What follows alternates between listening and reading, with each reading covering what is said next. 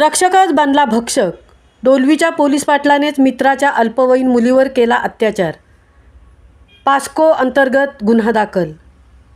रक्षकच भक्षक बनल्याचे संतापजनक घटना पेण तालुक्यात घडली असून कायदा व सुव्यवस्थेची ग्रामीण भागातील जबाबदारी असणाऱ्या 62 वर्षीय पोलीस पाटलानेच 14 वर्षीय अल्पवयीन मुलीवर वारंवार अत्याचार करून तिचे शारीरिक शोषण केल्याची घटना वडखळ विभागात घडल्याने पेण तालुक्यात संतापाची लाट उसळली आहे.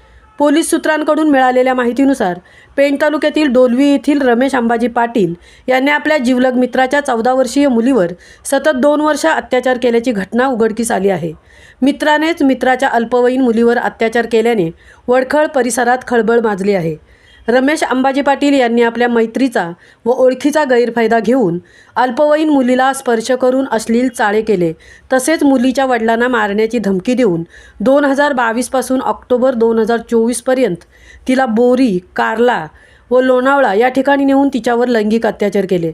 सदर प्रकरण अल्पवयीन मुलीच्या आईला समजताच तिने वडखळ पोलीस ठाण्यात जाऊन गुन्हा दाखल केला. या गुन्ह्याचा अधिक तपास पोलीस निरीक्षक प्रसाद पांढरे यांच्या मार्गदर्शनाखाली सुरू आहे. फरार आरोपीचा पोलीस शोध घेत आहेत.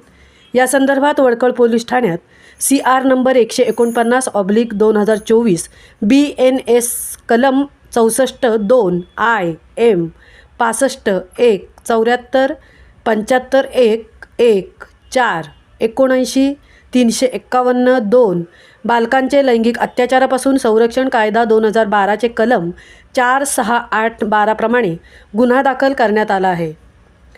महामुंबईसह सुनील पाटील, पेण.